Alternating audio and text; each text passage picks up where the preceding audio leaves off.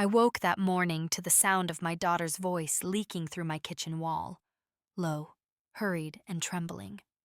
She thought I was still asleep, but the words hit me like cold water. "Yeah, the papers are ready. Once she signs, we can move her next week." For a moment, I couldn't breathe. It felt as if the soft light coming through my curtains had turned sharp. I'm Eleanor Grace Whitman, and at 68, I've lived long enough to know when love has quietly turned into something else. Still, hearing Margaret talk about me like a burden waiting to be transported broke something tender inside. I stood there barefoot on the kitchen tile, holding the edge of the counter to steady myself, wondering how the girl I once taught to braid her doll's hair had grown into a woman planning my disappearance. After my husband Walter died 5 years ago, the house felt too big, too quiet, too full of echoes. I filled the emptiness with small rituals: morning coffee brewed in the old percolator, coupons clipped from the newspaper, church bake sales where folks still called me Ellie. Money wasn't abundant, but it was steady: Walter's pension, my savings, the little rental property he'd left me. I'd managed everything alone, even on the nights I cried into a stack of unpaid utility bills, before finding a way to make them work. So when Margaret started coming around more often, offering to help with things, I welcomed it. She'd drifted far from me after college, swallowed by a world of tech startups and high-gloss ambition. I thought maybe she missed me. Maybe she remembered the woman who had worked double shifts and sold her wedding china so her daughter could go to that fancy summer writing program she never finished. At first, the help felt sweet. She organized my pill bottles, though I only take 2. She set up automatic payments for my electric bill, though I'd never missed one in my life. She insisted on adding her name to my checking account, just in case. That phrase became her favorite. "Just in case, Mom. It's easier this way. Trust me." I did trust her, or maybe I trusted the memory of who she used to be. But slowly, little things began to shift. A strange envelope from my bank arrived one afternoon, saying an inquiry had been made about transferring my rental income into a joint account. Margaret brushed it off, saying she must have clicked something by mistake. My neighbor, Harold, mentioned seeing a woman taking photos of my property, saying Margaret had asked a real estate agent to evaluate it. When I asked her directly, she laughed. Too quickly, too lightly. The real fracture came the night she sat across from me at the dining table, a thick folder between us. I recognized the logo of the nursing facility immediately. I had received a brochure months earlier, one of those glossy pamphlets with smiling seniors, playing cards under perfect lighting. I'd tossed it into the recycling bin. Margaret opened the folder with the solemnity of a surgeon about to deliver a diagnosis. She told me she was worried about my safety. She said I seemed forgetful. She said the house was too much work for me now. I stared at the paper she pushed toward me, my name typed neatly above a signature line. Her pen waited. I didn't sign. I gently pushed the folder back to her. She didn't yell, but something colder than anger flickered across her face. She left early, saying she needed space to think.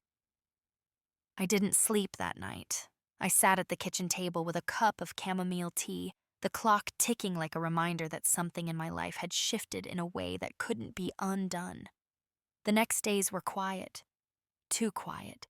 The kind of quiet that makes the corners of a home feel haunted. Margaret didn't call, and I didn't chase her.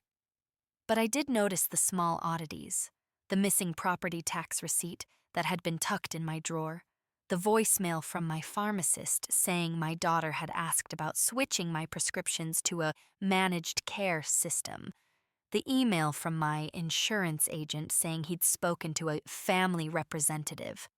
Each message settled on my shoulders like another brick. I tried to tell myself she meant well, that she was just overwhelmed, but even I couldn't stitch those excuses together anymore. Instead, I remembered the conversation I'd overheard that morning, the unmistakable tone of someone arranging a future that didn't include my consent. I kept imagining being placed in a room that wasn't mine, stripped of my routines, my neighbor's morning hellos, my rose garden, the little drawer where I keep Walter's watch. The idea of losing these small anchors frightened me more than aging ever had. One evening, as the sun dipped low and painted the living room in soft amber light, I opened Walter's old lockbox. Inside lay what he always called the backbone of peace: documents, contracts, the deed to the rental house. I ran my fingers over the papers, feeling something in me settle. I wasn't helpless. I wasn't drifting towards some inevitable fate. I realized then that I would need help, not from Margaret, but from someone who knew the law better than she assumed I did. Someone who could ensure I stayed in control of my own life. My hands trembled only slightly as I reached for the business card tucked beneath the deed, the one belonging to Walter's old attorney, a man who had once told me, "Mrs. Whitman, never mistake quiet for weakness." I dialed his number. The phone rang twice before a calm voice answered, and for the first time in months, I felt the faint stirrings of my own strength returning. The lawyer's office sat above a little bakery downtown, the kind that still wrote receipts by hand and smelled of warm cinnamon by 8 in the morning. I arrived early anyway. Old habits. Walter always said, "If you're on time, you're already late," and I suppose some things stick, even when the man who said them is gone. I sat in the waiting area with my purse on my lap, fingers pressed around the edge of a manila folder. Inside were pieces of my life reduced to paper: bank statements, the deed to the rental house, a copy of my will, and a handwritten list of things Margaret had recently asked me to sign quickly, Mom. It's just routine. I had started keeping notes in the margins of an old electric bill where nobody would think to look. Dates, times, fragments of conversations, proof that my memory was just fine. When the receptionist finally called my name, I stood a little too fast. The room tilted for a second, then righted itself. I followed her past a row of framed degrees into a modest office where Charles Lawson rose to greet me. He had been Walter's attorney for years, a man with kind eyes and a precise way of speaking. Like each word matter-of-factly took up its own small rightful space. "Mrs. Whitman," he said, offering his hand. "It's been a while." "Too long," I answered, "and it's Eleanor now. Walter isn't here to insist on formalities." His expression softened. He gestured for me to sit. On his desk, a neat stack of folders, a legal pad, a pen laid perfectly parallel. The blinds were half open, letting in stripes of late morning light. Somewhere below us, a delivery truck beeped as it backed up, life going on. "So," he said gently, "tell me what brings you in." The words caught in my throat at first. It felt disloyal to speak ill of my own child, even after everything. But I'd come this far. I opened the manila folder and set it between us. "My daughter," I began, "wants to put me in a nursing home. She tried to get me to sign some papers. She's been arranging things." He didn't interrupt, only nodded occasionally, pen moving quietly across the legal pad as I talked. I told him about the automatic payments Margaret had insisted on setting up, the joint checking account, the email from the insurance agent saying she'd called herself my representative. I mentioned the phone call I'd overheard in my own kitchen, each word still sharp in my memory. When my voice trembled, I pretended it was because the room felt dry. He flipped through the bank statements I'd brought. I had highlighted the transactions that didn't look right, online transfers I hadn't made, charges for consultation fees at the nursing facility. He studied them, lips pressed into a thin line.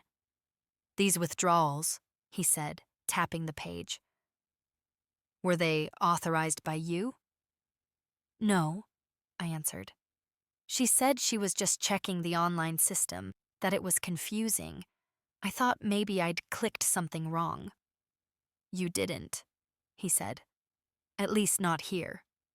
He reached for another document, the glossy brochure contract Margaret had left on my table. I'd fished it out of the trash after she stormed out that night, smoothing the wrinkles with my palm like it was something fragile. My name was typed in a bold font near the top, next to the words prospective resident. Someone had already filled out most of the fields in neat blue ink. Under responsible party was Margaret's full name. Mr. Lawson narrowed his eyes. "Has your daughter ever had power of attorney over you?" he asked. "No. Walter and I talked about it years ago, but we never signed anything. I manage my own bills. I still drive, only during the day. I passed their little eye exam at the DMV just fine." I reached into my purse and pulled out my driver's license. They renewed this just last year. He took it, glanced at it, and smiled faintly. "Good. That matters." He opened his desk drawer and took out a blank form. "First, I want to be absolutely sure you understand everything we're discussing.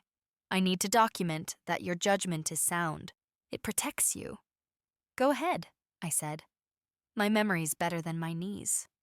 He chuckled, then began asking simple questions. The date, my address, the names of my children and grandchildren, the amount of Walter's pension, the rental property's street name. I answered without hesitation. When he asked what president we currently had, I rolled my eyes and gave him not just the name but my unfiltered opinion, which made him laugh out loud. He capped his pen with a soft click. "Eleanor," he said, "you are competent, clear, articulate, fully capable of managing your own affairs. Whatever your daughter is planning, she doesn't have the legal right to make decisions about your living arrangements without your consent unless she tries to obtain guardianship. And that," he added, "is not something courts hand out like candy." "Could she try?" I asked. "She could," he replied.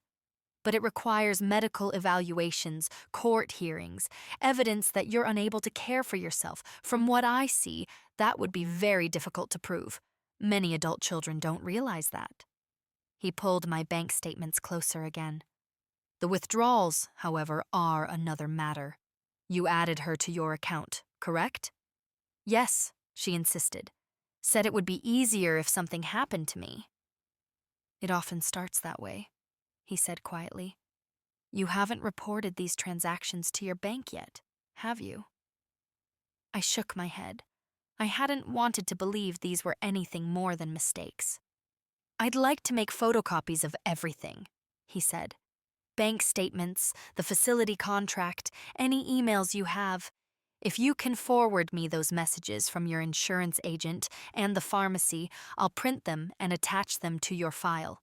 Keep the original somewhere safe at home, not in your kitchen drawer where your daughter knows you keep things. Somewhere she doesn't look. Top shelf of the linen closet, perhaps. Old cereal box in the pantry. You'd be surprised what stands in plain sight." His practical tone steadied me. This wasn't gossip. This wasn't family drama. It was evidence. "What happens now?" I asked. "For the moment," he said, "we watch and we document. I'll draft a letter revoking any informal permissions your daughter may have been waving around. We'll notify your bank that you suspect unauthorized use and will request detailed transaction logs, including IP addresses and devices used for online transfers. They keep records. Technology cuts both ways." I pictured Margaret hunched over her laptop, fingers flying, thinking herself invisible. The idea that the bank's servers might quietly hold every move she'd made felt like a small, unexpected mercy. "I also recommend," he continued, "that you keep a written record of every conversation regarding your care, your home, your money, dates, times, exact phrases if you can. If she calls you, your phone will show the time of the call. Screenshot those logs if you're comfortable, or bring me the phone and I'll have my assistant print them out." "I can manage a screenshot," I said. "My grandson Tommy showed me how. He said if I can use Facebook, I can do anything." "Good. Mr. Lawson said. Do not confront her yet. Let her believe things are proceeding as she expects. People are most careless when they feel certain they're in control. The words felt both chilling and oddly empowering. He leaned back in his chair, studying me over folded hands. Eleanor, this isn't just about money or a house. This is about your autonomy. The law can't fix a broken relationship, but it can draw a clear line around your rights. If your daughter tries to cross that line, we'll be ready to push back, with documentation, not emotion. I felt a slow, steady warmth spread in my chest. Not happiness, exactly, but something sturdier. For months, I had allowed myself to be shuffled, persuaded, gently overridden. Now, sitting across from a man who spoke in terms of statutes and records instead of guilt and obligation, I realized I was not a helpless old woman waiting to be relocated like a piece of furniture. We finished going over the papers. He photocopied everything and placed the copies in a labeled folder. Before I left, he handed me a small notepad and a pen. Carry this with you, he said. Write down anything that doesn't feel right. A comment, a text message, a missing bill. It's not paranoia when patterns are forming. It's evidence. On my way out, I passed through the warm smell of sugar and butter from the bakery below. I paused at the counter and bought a single cinnamon roll, wrapped in wax paper. I ate it in my car, watching people cross the street, go in and out of the post office, live their ordinary lives. I thought of Margaret's confident voice on the phone, arranging my future without me. For the first time, I didn't just feel betrayed. I felt patient, as if I were standing at the edge of a chessboard, one hand resting lightly on a piece I had never bothered to move before. I drove home slowly, the notepad in my purse, the lawyer's card in my wallet, and the faint taste of cinnamon still on my tongue. The house was waiting for me, sun warm on the front steps, the roses needing a little pruning. Inside, the answering machine light blinked red. I hung up my keys, smoothed my blouse, and walked toward the blinking light, ready to listen with new ears. The message on the machine began with a bright, brittle cheeriness that didn't belong to my daughter's real voice. Hi, Mom. Just checking in. Call me when you get this. The tone was too high, too quick, like someone rehearsing calm. I replayed it twice, listening for the spaces between her words. Something was already shifting, though I couldn't yet name it. That evening, the house hummed with the familiar chorus of small appliances. My old refrigerator clicking on, the floorboards settling, the distant rumble of traffic. I tried to distract myself with a jigsaw puzzle, but every piece blurred into another. I kept hearing Mr. Lawson's steady voice. People are most careless when they feel certain they're in control. When Margaret finally called again, I let it ring 3 times, gathering myself before answering. Mom, she said, relieved. There you are. I was starting to worry. I was out, I replied, keeping my tone even. Out? A beat of silence. Well, good. That's good. You should get fresh air. Her words tripped over each other. Listen, I need to come by tomorrow. We need to finish the paperwork. My grip tightened on the phone. What paperwork is that?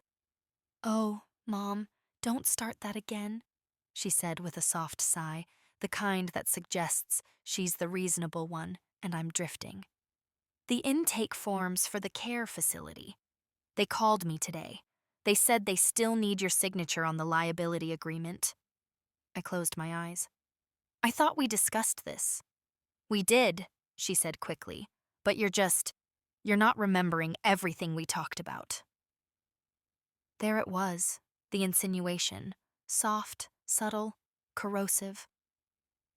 I walked to the dining room window, watched the porch light blink itself on. My memory is fine, I said, but you're welcome to stop by. There was a pause long enough for me to picture the exact expression tightening her face. Okay, she said slowly. I'll be there around 2. After we hung up, I took out the notepad Mr. Lawson had given me and wrote down the time, the tone of her voice, the exact phrase she had used. You're not remembering everything. It surprised me how steady my handwriting looked. No tremors, no hesitation, just truth on paper. The next day arrived with a soft drizzle, the kind that makes the air smell like damp earth and old stories. I spent the morning preparing, not my house, but myself. I laid out the folder of documents on the dining table, not for her to see, but to remind myself I wasn't imagining things. I brewed coffee, the stronger kind Walter used to make. I even brushed my hair with more care than usual. Dignity is a quiet weapon. Margaret arrived 10 minutes early, stepping inside with a rehearsed smile and a tote bag bulging with folders. She set her things down and hugged me lightly, barely touching my shoulders. Her perfume was sharper than I remembered, something floral with an edge. Mom, we don't have a lot of time, she said, pulling out a stack of forms. If we can get these done today, they can move you as early as next week. Move me, I repeated softly, tasting the words. She didn't hear the shift in my tone. Yes, it's for the best. You'll have nurses, meals, activities. You won't have to worry about bills or maintenance. I manage my bills, I said. She waved dismissively. You think you do, but it's getting too complicated.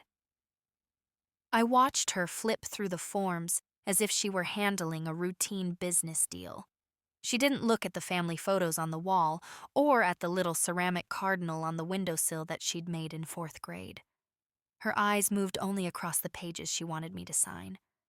Here, she said, sliding a pen toward me. This one acknowledges that the facility can make medical decisions for you if... No, I said calmly. Her head snapped up. What? I'm not signing anything today. Her voice tightened. Mom, please, don't make this difficult. I'm not being difficult, I said. I'm being clear. She pressed her lips together, searching my face for weakness. I sat straighter, folding my hands in my lap, feeling the solidness of the chair beneath me, as if the house itself were lending me its spine. I just want what's best for you, she insisted. And I want what's best for myself, I answered. A faint crack of frustration darkened her eyes. You're being unreasonable. You forget things. You lost that property tax bill last month. Remember that? And you mixed up your prescription schedule. I met her gaze without blinking. I didn't lose the bill. You removed it from the drawer. And I've taken the same 2 medications for 10 years. There is no schedule to mix up. The silence that followed was cold and sharp. She exhaled hard, shaking her head. I don't know what you're talking about. But her voice quivered, just slightly. She began gathering the forms, each movement harsher than the last. Fine. If you won't sign voluntarily, then... There are other ways. A doctor can evaluate you. They'll see you need supervision. It wasn't a threat spoken aloud, but it hung between us like a storm cloud. I felt a deep ache open inside me. Not fear, but grief. Grief for the daughter who used to curl up in my lap after nightmares. For the young woman I once believed would never use me as a stepping stone toward her own comfort. As she packed her things, I found myself speaking almost in a whisper. Margaret, when did you stop trusting me? She froze. Her shoulders tensed, but she didn't turn. Mom, she said, voice clipped. I'm doing this because someone has to. She left without another word, the door closing harder than she meant it to. The house shook just slightly, the framed photo of Walter and me tilting on the hallway wall. I stood there a long time, staring at the empty space where my daughter had just been. My breath felt thin but steady. The drizzle outside had softened to a mist. I reached for the notepad again, documenting everything she had said, every phrase that revealed her intent. My hand moved with quiet determination, and then I looked up and spoke into the empty room, though I wasn't sure who I was speaking to. Walter, myself, or whoever might someday hear this story. Have you ever felt something like this? I didn't hear from Margaret for 3 days after that.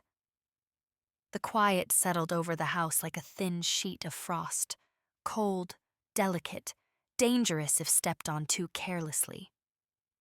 I moved through my routines with deliberate calm, watering the plants, checking the mail, making oatmeal the way Walter used to prefer it. But underneath all that ordinariness, I could feel the gears of something shifting. On the 4th morning, just as the sun began brushing pale gold across my kitchen tiles, I received a call from my bank.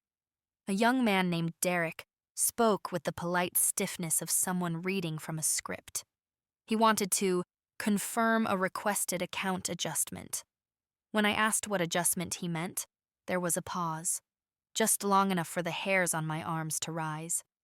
"Your daughter called," he said. "She asked to be added as a full financial proxy. She stated you'd authorized it." My heart thudded once, hard, but my voice came out steady. "I did no such thing." Another pause. "Thank you for clarifying, ma'am. We flagged the request because the signatures didn't match your previous documents. We had to verify." "I appreciate that," I said. "Please put a note on my file that no changes are to be made without my confirmed verbal consent." "Yes, ma'am. I'll also email you the log of the attempted request, including the timestamp and call recording ID." Call recording. I wrote those words down immediately. After we hung up, I printed the email he'd sent, timestamps, request details, even the identifier of the device used. It felt like holding a small lantern in a dark tunnel. Proof. Hard proof. That afternoon, Margaret finally sent a message. A simple text. "We need to talk. I'll come by tonight." No greeting, no explanation, just an assertion. I showed the message to the notepad, as if it were a witness. I thought briefly of calling Mr. Lawson ahead of time, but something in me resisted. I needed to face her alone this time, not to fight, but to see clearly. Sometimes you learn more in a quiet conversation than in a courtroom. She arrived at dusk, stepping inside without waiting for me to invite her. Her face looked tight, her movements sharper than usual. She didn't set her purse down or take off her coat. "I got a call from the bank," she said without preamble. "They said you declined my request." "I did." Her jaw tightened. "Mom, you're making this harder than it needs to be." I gestured for her to sit. She didn't. Instead, she paced a short, irritated line across my living room rug. "I'm trying to help you," she said, "but you're acting like I don't know, stealing from you." I didn't respond. Silence has its own gravity, and she felt it. She halted mid-step, folding her arms tightly. "Things are getting complicated," she continued, softer now. "You forget how much responsibility falls on me. You don't understand the pressure. The nursing facility already reserved a place for you. Do you know they charge a cancellation fee? Thousands." "There will be no cancellation fee," I said, "because I never authorized the reservation." Her eyes flickered. That small betrayal of composure told me more than any outburst could have. "So what now?" she said, almost laughing. "You're going to sue me?" "No," I answered gently, "but I am protecting myself." She scoffed. "You and your documents. You've always been dramatic." I almost smiled at that. Walter used to say anyone calling a woman dramatic is usually trying to hide their own behavior. "Marge," I said softly, "why are you doing this?" She blinked hard once. "Because I can't keep worrying about you all the time. Because I have a life. Because you refuse to make things easier." "Easier for whom?" Her throat worked before she spoke. "For everyone." I let the words sit in the air. I watched the flicker of something inside her. Guilt, defensiveness, fear dart behind her eyes. "You think I'm incapable," I said, "but every piece of evidence says otherwise. My bills are paid, my house is maintained, and the only irregularities, I added calmly, began when you stepped in. Her cheeks flushed. This is ridiculous. You're twisting things. I have documents, I said. Bank logs, call records, emails, they tell a very simple story. She stared at me then, really stared, as if seeing me clearly for the first time in years. Maybe she had expected frailty, confusion, shame. Instead, she found stillness. You talked to a lawyer, she said finally. Not a question, a realization. I nodded. She swallowed. Her voice dropped to a near whisper. I was just trying to plan ahead. You planned for my absence, I replied, not for my future. For a moment, she looked young again, frightened, uncertain, the girl who used to crawl into my bed after thunderstorms. Something softened in her expression, but it didn't last. She pulled her coat tighter. I don't want this to get ugly, she warned. It already has, I said. But it won't get unlawful, not on my side. She stared another second, then picked up her purse. Fine, we'll talk later. She walked out before I could respond. The door's closing echo felt like a final punctuation mark. I stayed standing for a long time, listening to the quiet settle again. My hands trembled, not with fear, but with the enormity of what had just shifted. A daughter distancing herself, a truth taking shape, a storm preparing to break. When I finally sat down, I opened my notepad. I wrote every detail. Then I whispered into the still room, the words rising before I could stop them. Did you ever realize too late that you were being used? The next morning I woke before the alarm, though I hadn't set one. The sky outside my bedroom window was still a soft gray, the kind that makes the world look undecided. For a few minutes, I lay there listening to the faint buzz of the refrigerator, the hum of the heater, the house breathing around me. It struck me that for all the talk about my safety, the place I felt most certain, most grounded, was right here in my own bed. After coffee, I called Mr. Lawson. He answered on the second ring. Good morning, Eleanor. I believe, I said, wrapping my hand around the warm mug. My daughter is escalating. I told him about the bank call, about the attempted proxy authorization, about Margaret's visit and the way she had talked about cancellation fees and other ways to move things along. I could almost hear him taking notes through the line, the scratch of his pen a small reassurance. She's angling toward control, he said when I finished. Financial first, then medical, then residential. It's a pattern. We're going to break that pattern. How? I asked. By building a wall of paper taller than any story she can tell. He asked me to bring the printed email from the bank, along with my phone so his assistant could save screenshots of the text messages. We set an appointment for the afternoon. As I hung up, I caught my reflection in the kitchen window. My hair was more silver than I remembered, my face lined with years of worry and laughter and everything in between, but my eyes looked clear, steady. That mattered more than any wrinkle. On my way to the lawyer's office, I stopped at the bank first. The branch was cool and brightly lit, the air smelling faintly of toner and coffee. Behind the counters, young tellers in navy shirts smiled with professional politeness. I went straight to the customer service desk, where a woman named Angela introduced herself. Her name tag was slightly crooked, which somehow made me trust her more. I'd like to review my account settings, I said. Specifically, any authorization attempts made by my daughter, Margaret Whitman. Angela's smile softened. Of course, Ms. Whitman. Do you have your ID? I handed over my license. She typed for a few minutes, eyes scanning her screen. Yes, she said slowly. I see a recent request to add a financial proxy. It was flagged as inconsistent with your signature records and put on hold pending verification.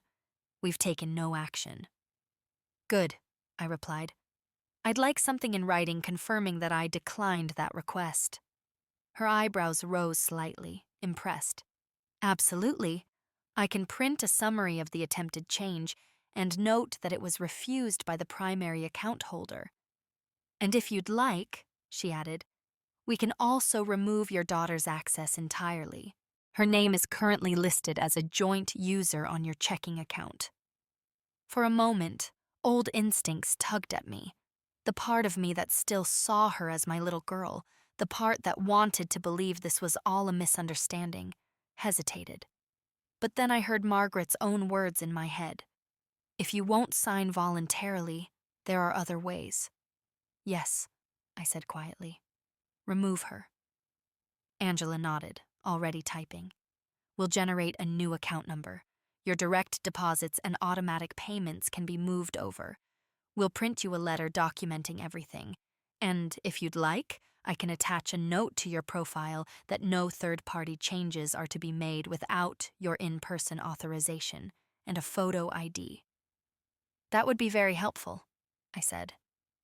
While she worked, she printed a copy of the attempted change request.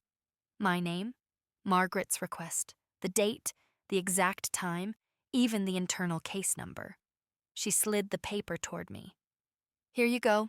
This stays in our system as well. I placed it carefully in my folder, one more brick in the wall. Before I left, she leaned slightly closer. Ms. Whitman, she said softly, I'm not supposed to give advice, but you're doing the right thing by getting everything documented. We see situations like this more often than you'd think. Her eyes held a kind of quiet compassion that told me she'd watched other mothers sit in this very chair, holding the same kind of hurt. Thank you, I said, and I meant it. In the afternoon, I sat again in Mr. Lawson's office while his assistant, a young man with kind hands, carefully connected my phone to a small cable. On his screen, my text conversations with Margaret appeared. He printed them, stapling each thread to a separate page, highlighting phrases like, "You're not remembering," and other ways, and I talked to the facility already. These, Mr. Lawson said, tapping the stack, show intent and pressure. Combined with the bank's documentation and the unsigned contract, they paint a very clear picture. He flipped open a new folder.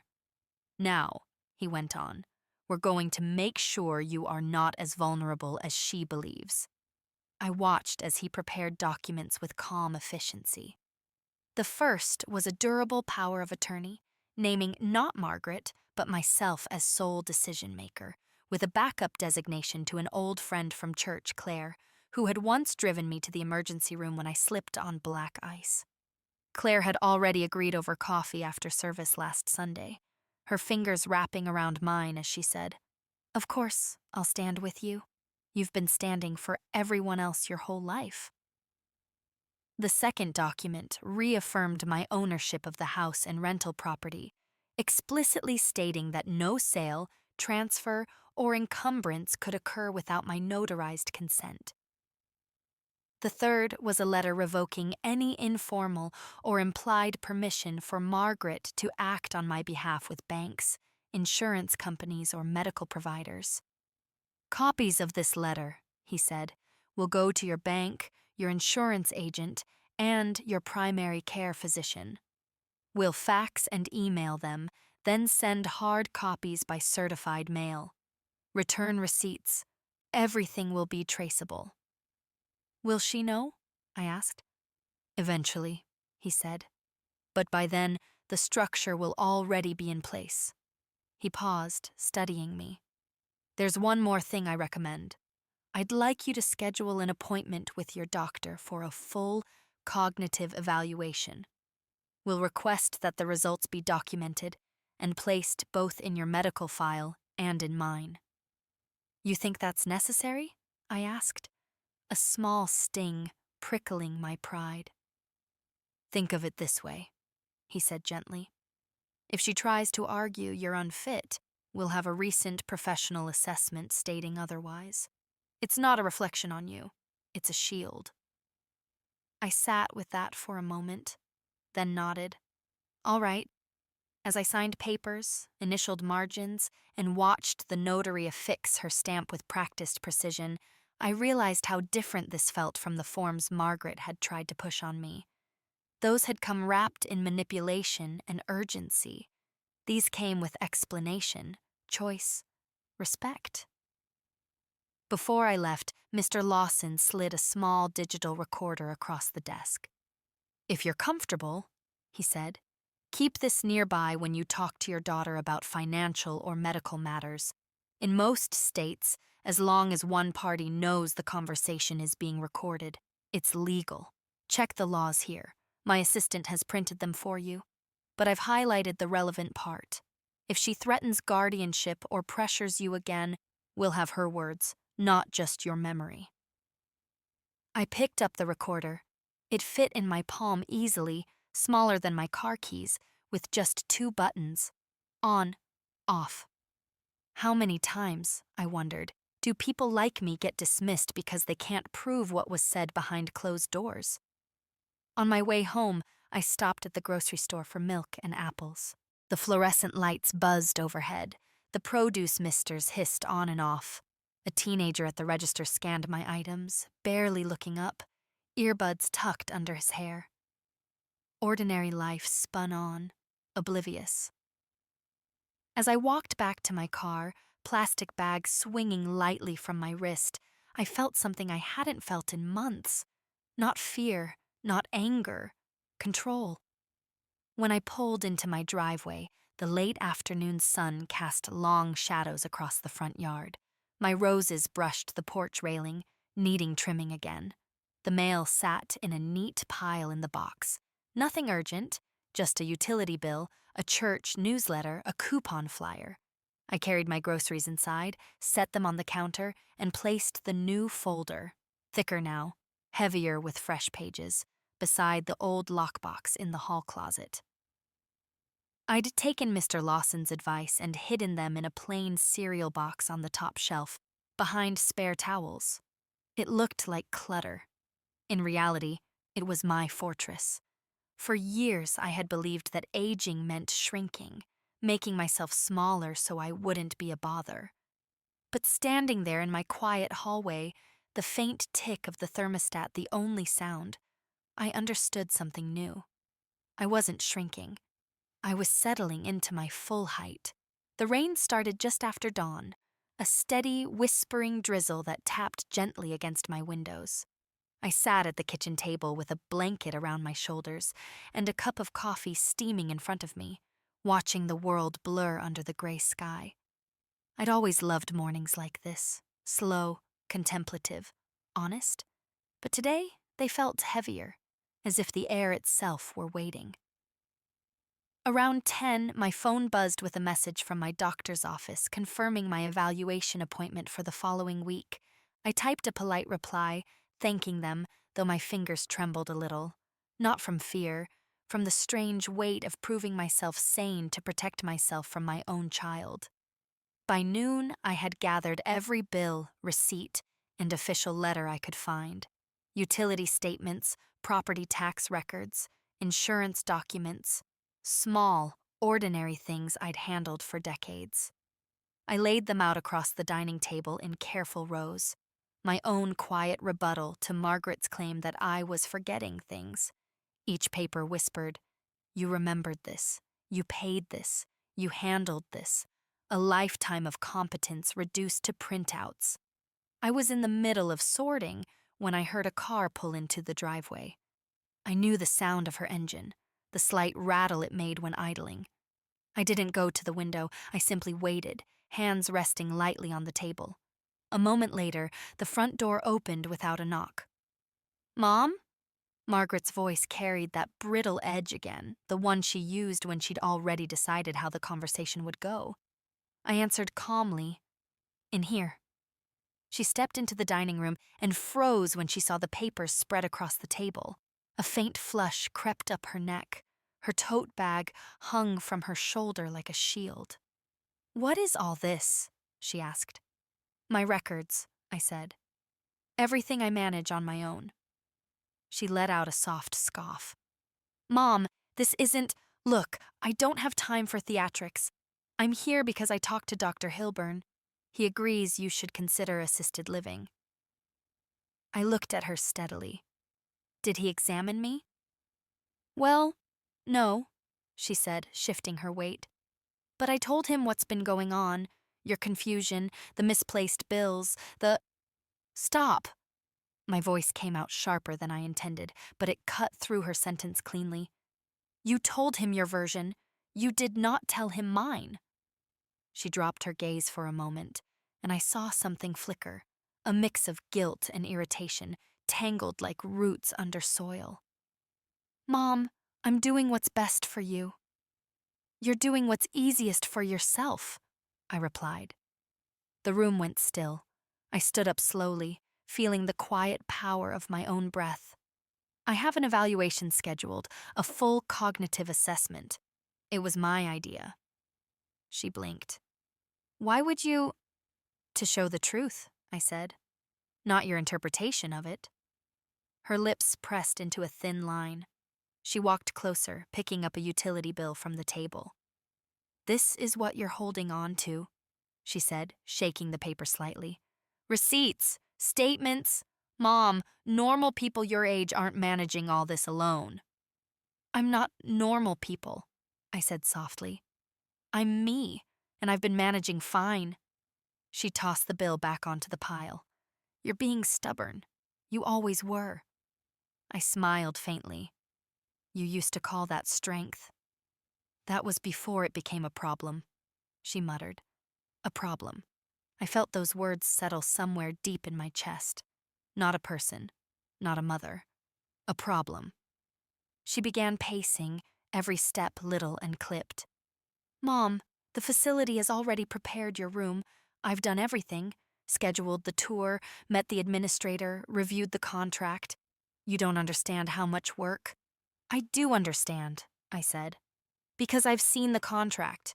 I've heard the calls you made, the things you've tried to authorize. She whipped her head toward me, eyes widening. You went through my things? No, I said. You left them on my table. You asked me to sign them. And I listened to the bank when they called. They confirmed your attempt to gain control over my accounts. For the first time, she looked shaken, truly shaken. They weren't supposed to call you, she whispered. Why not? She didn't answer. Instead, she sank slowly into the nearest chair. Rain tapped harder against the window, filling the silence. I sat across from her. For a moment, we looked like any mother and daughter sharing a quiet afternoon. But the space between us held years of unspoken things. She finally said, in a tired, cracking voice, I was trying to fix everything before it fell apart. Nothing is falling apart, I said, except the trust between us. She flinched. I continued, gently but firmly. If you had concerns, you could have talked to me. Not arranged my future without me, not handled my accounts, my home, my doctor, my life, without asking. Her eyes glossed with something like grief, or loss, or fear. I didn't think you'd listen, she said softly. Maybe, I replied, because you stopped talking to me long before you started making decisions about me. She rubbed her forehead, shaking her head as though trying to untangle a knot that had grown too tight. I just didn't want to deal with me, I finished. With the possibility of something happening, she corrected quickly. Mom, you're almost 70. I can't keep living in panic. And so you planned my disappearance? I asked quietly. Her breath hitched. That's not fair. No, I said. What you've done isn't fair. We stayed in silence then, listening to the rain. I watched her, my daughter, the child I raised, the woman who now seemed like a stranger navigating her own storms. I wondered when exactly she had let fear swallow compassion. When worry had twisted into control, when responsibility had turned into power. A truth landed in me with painful clarity. She didn't see me slipping away. She wanted me removed so she wouldn't have to face the burden of loving someone imperfect and aging. I folded my hands on the table. "I want you to know," I said softly, "that I forgive you, but I will not allow you to take over my life." She looked up sharply, startled by both parts of the sentence. "You forgive me?" she breathed. "Yes," I said, "because I think you did all of this out of fear, not malice. But forgiveness doesn't erase consequences." Her throat tightened visibly. "I don't want to lose you," she whispered. "You won't," I said, "but you will lose control of me." She stared down at her hands, trembling slightly. For the first time in months, I saw the truth settle into her. She wasn't the one managing me. I was the one defining my future. I leaned back in my chair, letting out a long breath. Then, almost without meaning to, I whispered, so softly it felt like a thought escaping into the air. "Have you ever watched someone you love become a stranger, right in front of you?" The house felt strangely peaceful in the days after Margaret's breakdown at my dining table. The rain passed, leaving the air crisp and clean, and for the first time in a long while, I noticed how the afternoon light warmed the hardwood floors, how the scent of pine drifted in through the cracked kitchen window. I found myself breathing more deeply, as if reclaiming air I didn't know I'd given away. But quiet doesn't always mean safety.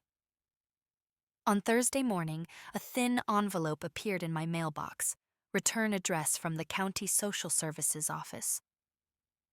I stood there on the porch, fingers trembling slightly as I opened it. Inside was a notice. I had been referred for a preliminary wellness check due to concerns raised by a family member. There it was, the other ways she had threatened. I set the letter on the hallway table and stared at it for a long moment. The words were cold and clinical, but their intent was unmistakable. Margaret was moving forward, not with affection or conversation, but with a petition to declare me incapable. I called Mr. Lawson immediately. His sigh through the receiver was soft but edged with steel. "I suspected this might happen," he said.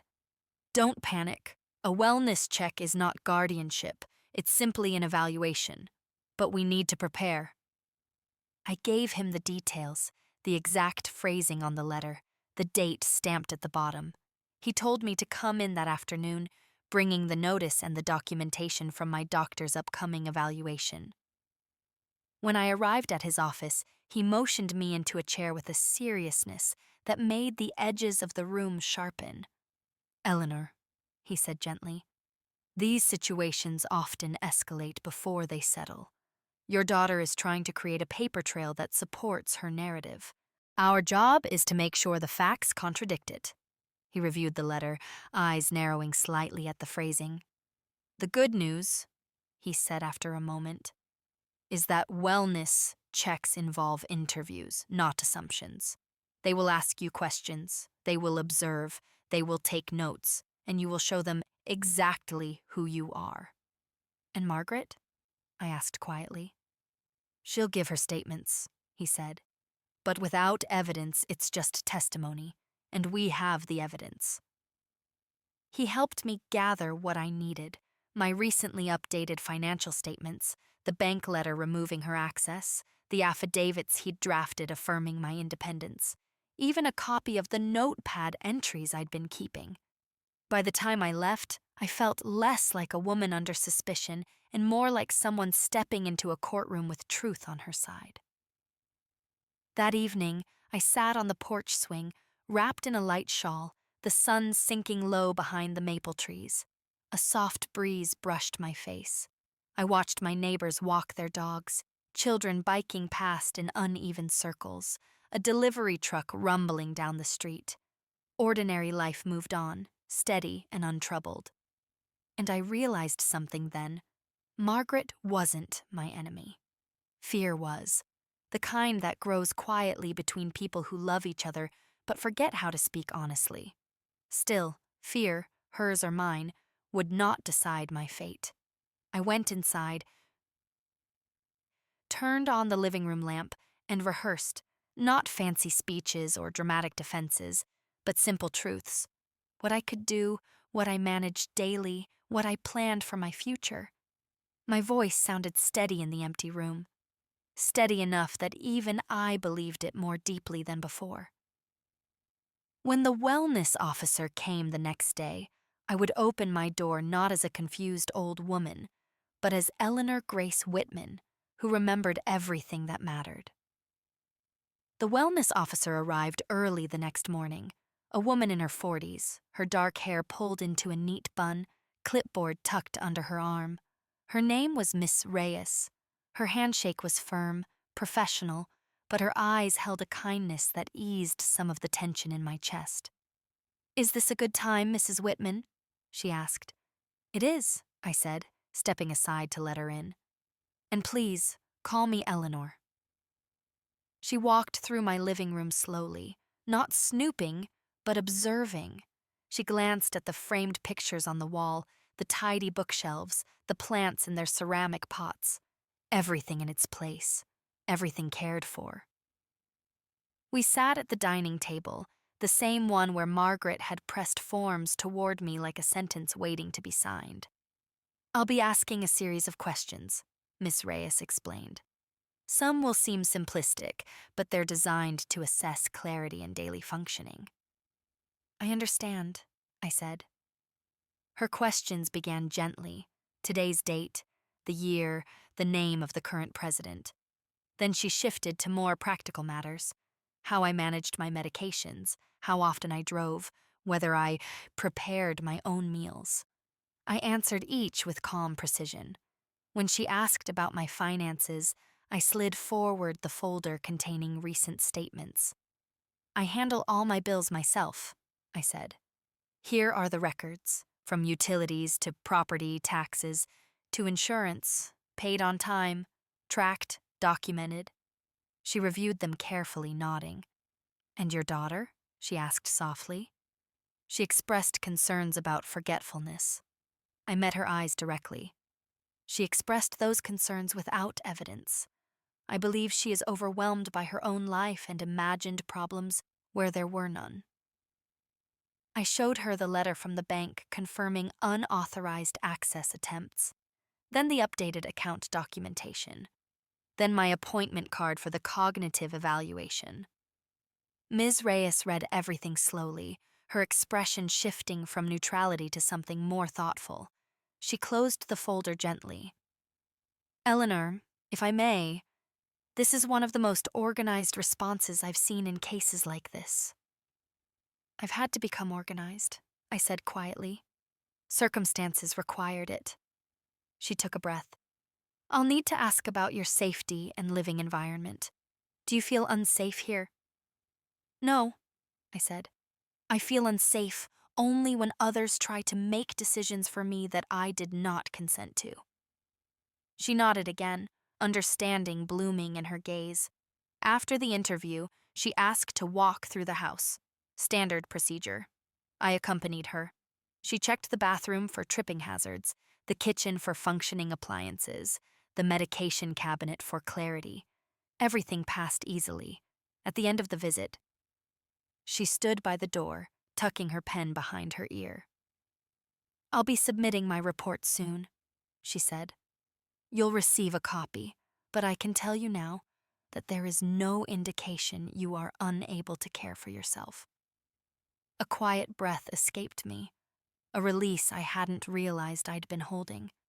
"Thank you," I said. Her voice softened. "Not everyone advocates for themselves the way you have. It makes my job easier when the truth is this clear." After she left, I sat on the porch again, listening to the soft rustle of wind through the trees. A few blue jays hopped along the fence, pecking at the seeds I'd scattered earlier. Life moved with a kind of gentle certainty. For the first time since this ordeal began, I felt truly seen, not as a problem to be managed, but as a woman standing firmly in her own life. The battle wasn't over. Margaret would not retreat quietly, but I had passed one of the hardest tests. being believed by someone with the authority to decide whether I could remain in my own home. And tomorrow, I would begin building the next chapter of my freedom. The day after Ms. Reyes's visit, the official report arrived in my inbox. Client demonstrates full cognitive competence and is capable of independent living.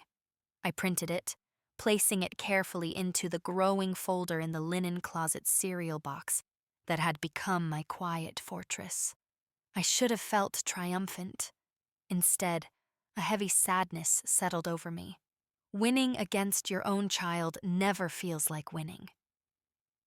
By late afternoon, I heard the familiar crunch of tires in my driveway. I didn't move from the living room armchair. I simply waited, hands resting on the armrests, the way Walter used to when bracing himself for difficult news. Margaret entered without knocking. Old habits die hard. But this time, she stopped just inside the doorway, as if crossing the threshold required permission she no longer had. "I heard about the wellness check," she said softly. I nodded. "I assumed you would." Her eyes searched mine, but she found no anger there, only the quiet, aching truth. "They said you were fine," she murmured, almost as if the words surprised her.